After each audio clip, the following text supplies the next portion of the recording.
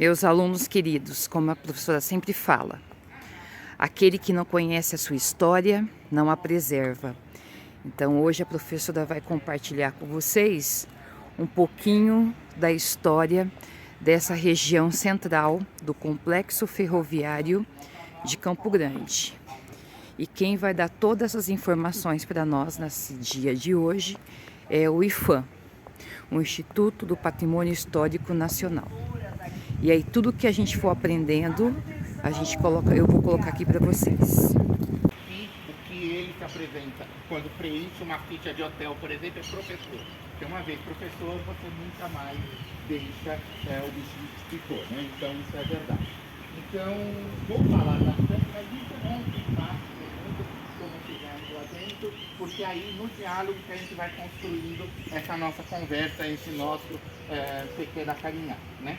Por que paramos aqui primeiro? Porque esse espaço que nós usamos, vocês devem reparar, dando um primeiro olhar nos dois edifícios e onde nós estávamos, literalmente lá é um espaço moderno, né? Você vai dizer assim, aquilo não foi feito na época da ferrovia, aquilo não é dos anos 30 e 40, aquele auditório com ar-condicionado, aparelhagem de som, a tipologia do chão, o mobiliário, tudo não é. E é possível se fazer, desculpa Rafael, eu comecei antes da sua chegada. Aí, é possível isso? É possível. Lembra que eu falei lá dentro dos famosos fake news dentro do patrimônio, inclusive? Um deles é possível você alterar um espaço tombado? É, mediante determinadas regras. Por exemplo, se você for fazer uma alteração física no prédio, um anexo, uma complementação, algumas regras são marcadas. Quais elas? Que ele seja escondido ou relativamente escondido e seja nitidamente caracterizado como um espaço moderno. Quem olha para lá nitidamente vai entender que não é uma edificação dos anos 30 e 40. Essa edificação é de 1935, essa é de 1942. Mas quem olha, mas quem olha para aquela do fundo vai perceber que é dos anos 2000. A mesma coisa vai acontecer quando nós chegarmos na estação ferroviária, mas já dá para ver daqui. Quem vê esse espaço aqui, que a gente chama até na placa está escrito casa de vidro, nitidamente vai falar, não havia essa casa de vidro quando se pegava o trem nos anos 30 e 40. Então é uma intervenção posterior de vidro para não se perder a visibilidade do local, para se enxergar todos os lados da estação e virou um espaço cultural para exposições. Então, exposições, mostras, já vi mostra de cinema aí, mostra gastronômica. No momento está até uma exposição interessante, se vocês puderem ver depois, são os Sketchers de Campo Grande. Não sei se já ouviram falar sobre isso. É um grupo, existe no Brasil todo, em Campo Grande tem uma de suas vertentes bem forte. É um grupo que faz desenhos de prédios, espaços patrimoniais ou não, né? Então eles treinam os alunos que têm habilidade de desenho, vão aos espaços e eles desenham esse prédio, desenham a ferrovia como um todo, e lá estão apresentados desenhos desse grupo, vale muito a pena visitar. E que é isso aqui, né? Hoje ela é chamada de Casa do Prefeito. Quem conhece Campo Grande sabe que a prefeitura original fica lá na Avenida Afonso Pena, onde fica o gabinete da prefeita e algumas secretarias. Mas aqui é um espaço usado pela prefeitura em eventos um pouco mais pomposos. Assinatura de tratados, documentos, receber alguém de fora, um outro prefeito, um governo, um presidente ou autoridades. Não sei se lembram, durante a fase da pandemia, né, 2020 e 2021, diariamente o prefeito fazia um boletim, uma transmissão, era daqui de dentro, né? Então, recentemente nós assinamos alguns termos, mencionei com alguns colegas antes de todos chegarem, sobre o PAC Seleções, né? Que é um conjunto de obras patrocinadas pelo governo federal no Brasil como um todo. E aqui ganhou, aqui na nossa capital, é deste espaço todo que nós estamos, o espaço da ferrovia. Então vai ser, a intenção, nesse primeiro momento, produzir os projetos. O valor total foi R$800 mil para a produção de projetos de reestruturação do espaço. A intenção é construir um grande parque em toda aquela região da rotunda, aproveitando os prédios e estruturas, os galpões, as casas de máquina, os espaços que lá existam, transformando em espaços culturais. Vai ter aulas de dança, cinema, espaços públicos e reestruturar os prédios que estão necessitados, como por exemplo o IHG. Por um acaso, além de ser do IFAM, eu também sou membro do IHG, que é um Instituto Histórico e Geográfico. Então as pessoas entram na condição de confrades e confreiras. Eu sou um dos confrades do Instituto. O Instituto não é público, né? Ele é uma organização sem fins lucrativos e basicamente ele sobrevive de dois aspectos. Os sócios fazendo uma contribuição anual ao Instituto e venda de livros. Fora isso, todas as atividades que oferecemos são gratuitas. Palestras, caminhadas, recebemos alunos dos mais variados, professores, pesquisadores, etc. e tal. Oferecemos uma série de atividades públicas gratuitas, nem sem ser uma entidade pública e não ter absolutamente nenhum apoio direto de governo municipal e estadual. Conseguimos apoios muitas vezes por negociações, por apoios através de acordos técnicos, mas sem uma contribuição financeira, né? Os próprios sócios e a venda de livros, temos uma biblioteca bastante, também aconselho vocês, no momento de mais tranquilidade, visitar o Instituto. Uma de nossas especialidades aqui é a hemeroteca. O insight seria acervo de jornais. Temos quase todos os jornais antigos que não existem mais aqui e digitalizados, inclusive. Então há um maquinário bem interessante aqui e a gente faz essa digitalização, isso vale a pena conhecer. É uma menina dos olhos quando trago alunos aqui, porque essa casa tem porão. A gente só vê isso em filmes, sobretudo filmes americanos. Então todos adoram visitar essa parte de baixo. A gente faz aquelas brincadeiras, avisa, sobretudo são os alunos menores, né? Peguem um na mão do outro, porque todos descem. Mas nem todos sobem, né? Expectativa para visitar o porão. Esse porão hoje está bem modernizado, tem toda a eletrificação, ar-condicionado, piso modernizado, mas ele já teve diversos usos. Esse espaço já foi de saúde pública, já foi... Há boatos, esses nunca comprovados historicamente falando, que poderia ter sido usado em tortura no período getulista. A família Tradi, que é tradicional da região, parte da família Tradi afirma que isso foi verdade, parte nega. Então não há muitos registros, até hoje não foi achada uma documentação que desse a comprovação para os historiadores de que isso tenha sido real. Mas a gente sempre conta também as histórias e as possibilidades, né? Essa casa é original, a construção dela, paredes, pisos, teto. Dentro tem uma mobília antiga, mas a mobília não é original. É dos anos 30 e 40, mas obtida em casas e antiquários e imobiliários antigos. Tem a fotografia de todos os prefeitos de Campo Grande, desde que se tornou capital até a atual. Então temos todas essas imagens, objetos que atraem, sobretudo, objetos que hoje a gente mostrou, por exemplo, a máquina de costura, que tem um mata-borrão, né? Então falar de um mata-borrão para os estudantes de hoje é uma coisa incrível, né? Eu falei, quem conseguiria adivinhar qual é o objeto antes de você falar o nome, né? E depois explicar o uso de um mata-borrão, de uma caneta tinteiro, de uma pena e outros objetos que existem aí dentro, né? E aqui o uso dela no passado. O João, nosso superintendente, ele tem uma proposta de entendimento desse espaço que eu acho bem bacana. Ele faz com que a gente pense todo esse espaço de 135 imóveis como uma pequena cidade dentro da cidade maior que é Campo Grande. Se a gente pensar todo esse espaço como uma pequena cidade, a gente começa a pensar o que uma cidade tem que ter para existir.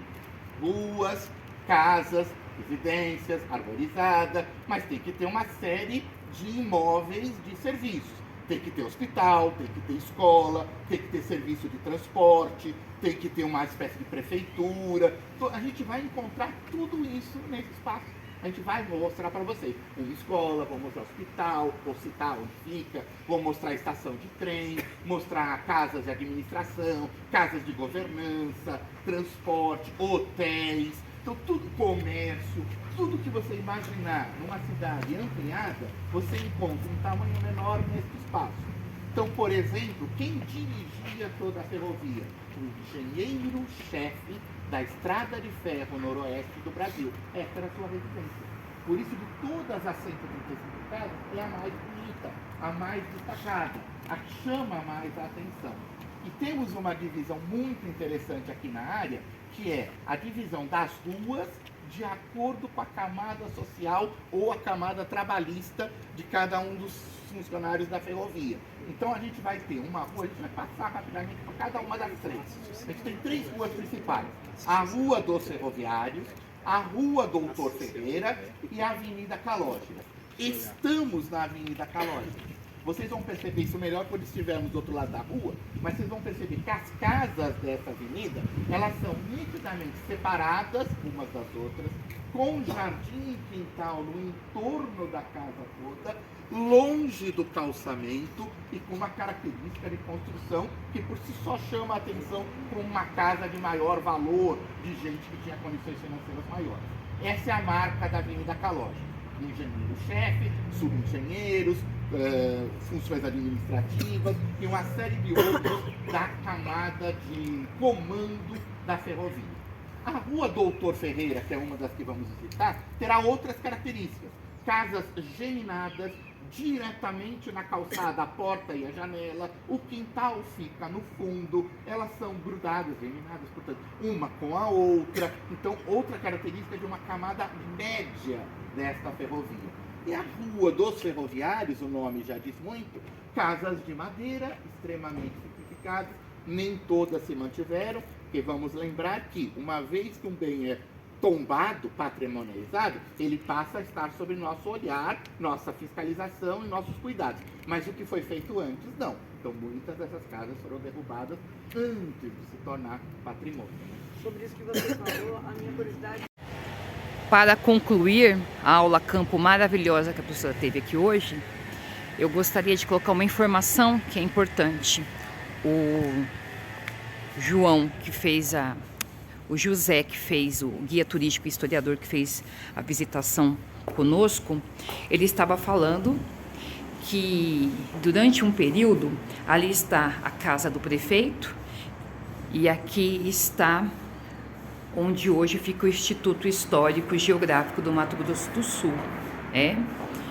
E esse local é chamado Casa de Deobrando Campestrini, que foi o meu professor na época da graduação.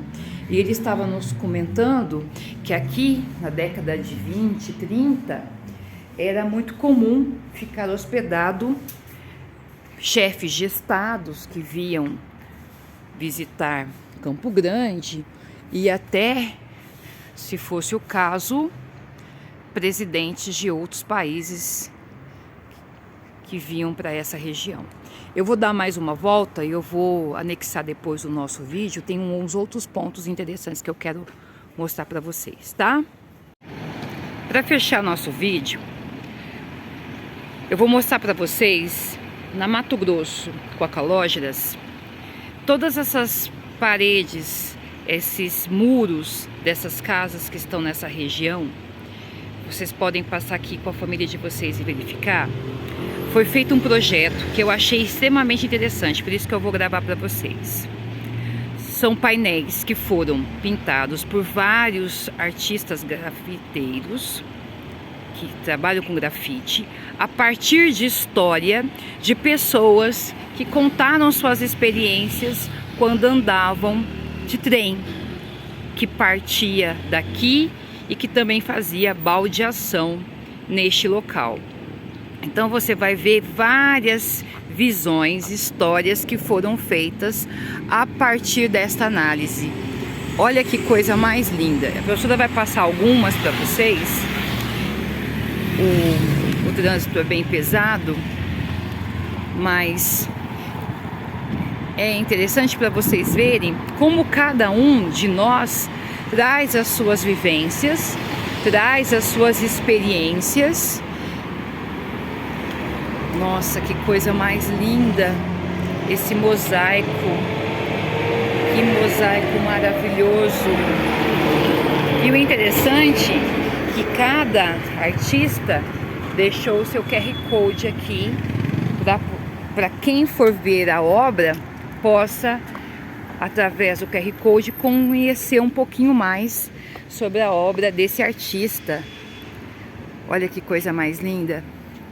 A menina com seu melhor vestido, né? Esperando o momento, olhando, subir em cima da cadeira para olhar o trem passando na janela. Aqui também, esse daqui, a menina com os dois menininhos. Teoricamente é uma história de uma família onde tem gêmeos. E aqui também, nessa região onde fica o armazém cultural, pertinho da feirona, também foi utilizado as paredes. Aqui tem memórias da ferrovia. Olha que coisa mais linda, as cores. Dá pra gente ficar horas aqui, as pessoas ali olhando, conversando com quem está dentro do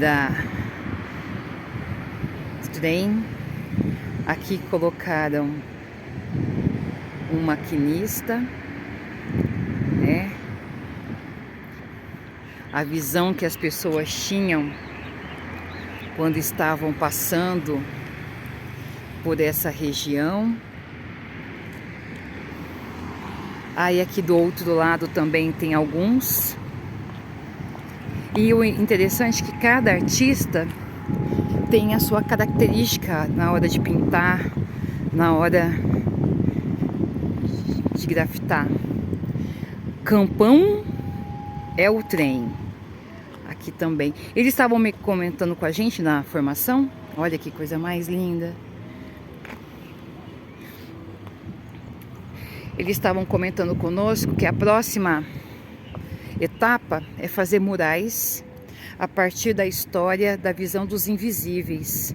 Quem são os invisíveis? São aqueles que socialmente sempre foram preteridos, deixados de lado.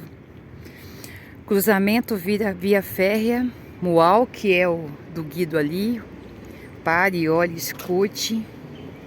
Aqui os QR Codes dos artistas. Maravilhoso também. Este daqui também, como a pessoa falou anteriormente, eles contam a história de quem fazia essas viagens de trem. Esse aqui também maravilhoso. Então vocês estão convidados. Como a professora já começou o nosso vídeo. Nossa, uns são mais complexos, outros são mais simples. Esse daqui, imagina, não dá para viajar numa obra dessa? O trem passando, as casinhas, as crianças, quando ainda podia se tomar banho nos córregos que estão dentro da cidade de Campo Grande. Este daqui, os dois aqui, namorados, devem ter se conhecido nessas viagens, ou se não se conheceram, fizeram várias viagens juntos. Resquícios do tempo. Este aqui, pelo que eu entendi, o artista pegou, meu Deus, olha o Hotel Gaspar, que perfeição. Ele pegou locais importantes de Campo Grande, Igrejinha São Benedito, Morada dos Baís.